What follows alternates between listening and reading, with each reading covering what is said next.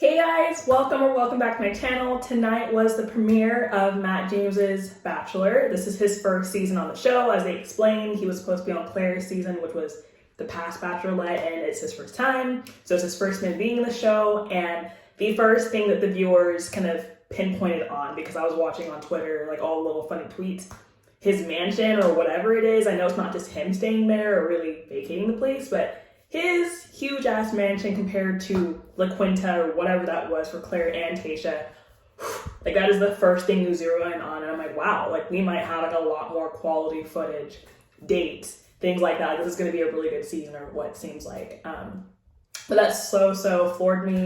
We saw his background, saw he's biracial, so mother is white and father is black, and that's kind of something that he kind of talks about later on in this, like I guess during this episode. I was gonna say season, my mistake. But it was kind of just something to pinpoint on, like, okay, yeah, like it's our first black male contestant. But we also had Tayshia, we've also had Rachel in the past. I didn't watch Rachel's one, but Tayshia was obviously the first one I've watched, like I told you guys before.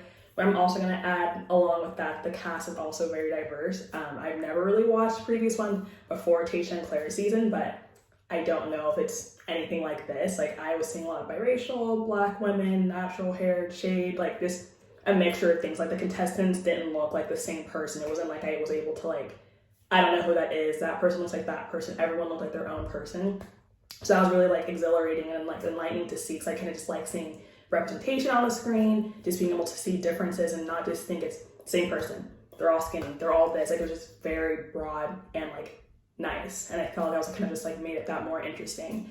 The man is also fine as hell, tall as hell, just so if I'm always just like, during any of my reviews, that's because of that, and everyone knows that. They obviously pick very attractive people to be the Bachelor or the Bachelorette, so I guess it's expected. I wouldn't expect him to be not attractive or things like that, but Lord, because when they showed him in front of the mansion with the host, yeah, this man might as well have been a basketball player. I think he was in football or something like that, but Lord.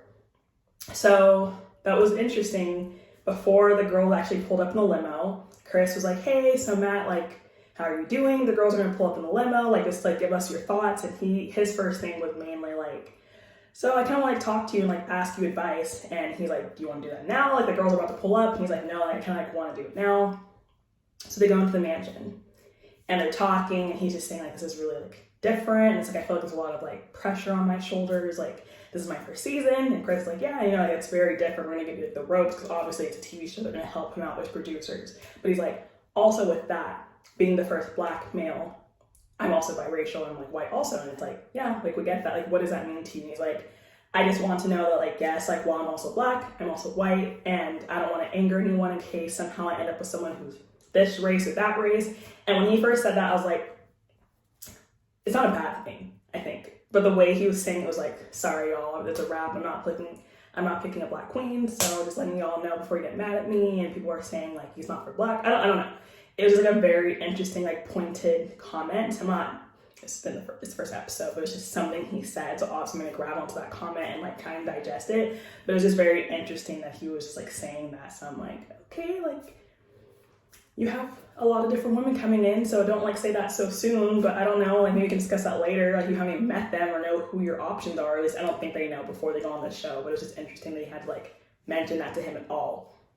And then the girls started to come in. There's obviously so many. They said this is like a skyrocketing like record made of girls who were signing up for him. One, it could be because he's damn fine. It could be because it's quarantine and everyone's just like, woo, like trying to get out. And also, I don't know, it's like during quarantine, this is like your one way out. And also it's an attractive man. This is your chance to be on here and just be on The Bachelor. It's like a once in a lifetime chance almost kind of thing.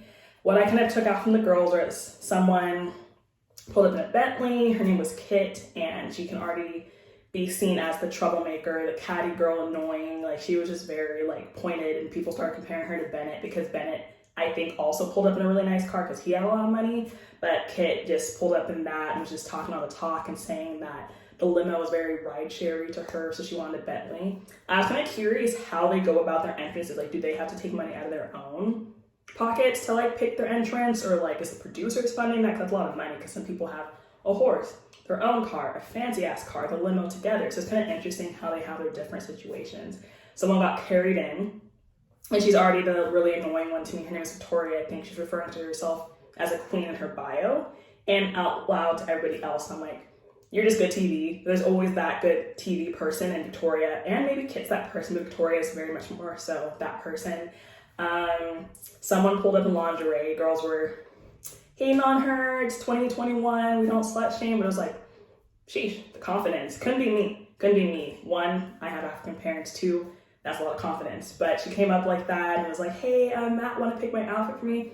So clever. Like, I would literally need someone to help me decide what to wear, or like what's that thing that makes you stand out, because you have to do something that makes you be memorable, because there's so many girls or guys depending on what season it is, and half of them, they always take how they don't get a chance to even make an impression before the first impression rose and like the ceremony. Like, it's just, some people just never really get a chance to talk other than that first 5 seconds when they meet them. So it's like, you really have to do something. On that note, someone pulled up with a vibrator. I said, oh, I mean, couldn't be me. That's not even me anyways, but like, you have parents. That's just always my thought. Now this is just supposed to be a review of the show, but that's just something that was like, okay, y'all, you really were trying to make that impression, but all right, you did all that. But very, very interesting.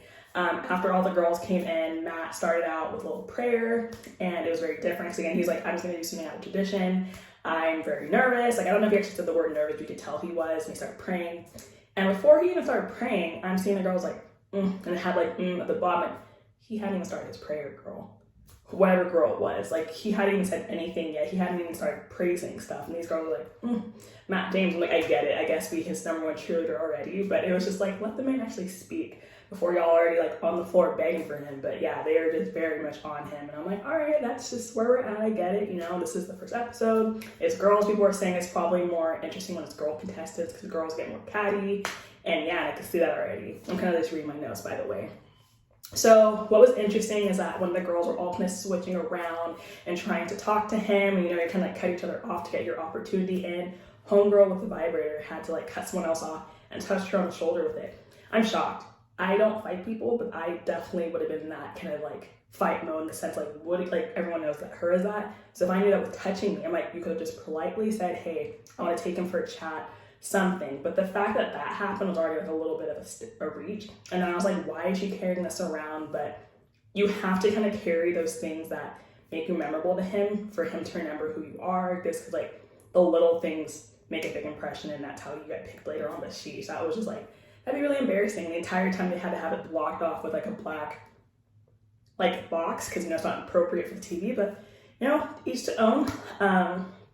And then when Kit, the girl with the Bentley, had her opportunity to talk with Matt, Queen Victoria, as she calls herself, went down to go like, hey Matt, can I talk to you? Princess, can you get up? And I'm like, all right. Twitter called it, I called it. I like, these two are gonna butt heads. Kit has a kind of strong personality because she was saying how there was no competition, or she thought there was gonna be competition there, but there wasn't. Like, you're basically calling the girls not pretty or beautiful. Yeah, you. But she's like saying that, and then other girls calling her queen, so you know that they're gonna be butting heads at some point in the season. Also, Victoria was really annoying when she like walked up to the other girls, and they were talking about how they hadn't had one chance with him, like to talk with him. And Victoria's like, you should go talk to him. And they were like, oh, I will. She's like, started repeatedly saying like literally over and over in her little diary room. She was like, if these girls can't even talk to him once, I'm gonna go talk to him a second time. I'm not a fan of her, but I agree with her, because if they won't go do it, go talk again. Like, get your impression out there, talk to him. If they're not gonna be bold enough to go talk, do it, because that's like the whole point of this. Like, you have to go talk, get the conversation, be memorable. I know I keep saying memorable over and over, but yeah, like, it couldn't be me. So she goes to him twice, and people were pissed, but I'm like, if you can see her going over to him twice, that should have been your chance to go over there a second time too, or a first time. Like, you guys are watching it happen, so it's like almost like you're letting her win him over. But she doesn't really seem like she's there for him, or she's really trying to find love. She just seems like good TV or just like entertainment, but she's doing what she needs to do. And in the end, Matt gave his first impression rose to Abigail. She stated that she's deaf if she takes out her piece in her ear, and like told him to enunciate. And it was just like a very sweet, like warm-hearted kind of like first time meeting, when they have a little chance after the kiss to give her the rose. Like, it just seemed very like sincere and like cute. And I want to see how they go. There's a lot of different people. It's just like the ones that he had like the really, really good talks with, that I remember their names and that were annoying. After we got the first impression rose to Abigail, Victoria, the queen, was mad. She thought she was gonna get it, but solely because she talked to him a lot. And then they had the ceremony. It's really sad, like when you see some girls that I don't remember seeing from the beginning, because like you just really realize that they didn't get a chance to talk to him. So like, what's the chance of them actually being able to like make it further than that? Like, it just really sucks. And especially with the quarantine thing, like they probably had to take their lives on pause for about a month, test it, do all these things just to not end up really getting to talk to them. And that whole excitement of like, I'm going to the Bachelor, just not even get an opportunity really. So that was really like sad to see for those people who didn't. And yeah, there's a handful of girls who obviously don't make it. That's just what happens every season. I felt bad, but that's the reality of the show. So very good first episode. It wasn't too long. It wasn't too elongated for me. It didn't feel like 2 hours in the sense that it was like interesting and I was engaged the entire time. And I'm really looking forward to like when it gets really, really juicy and like seeing how the rest of the season plays out in regards to COVID and if they're gonna like expand outside that mansion because they have a lot of space. But let me know what y'all thought of the season premiere. I was gonna say finale, but yeah, see you on the next video. Bye!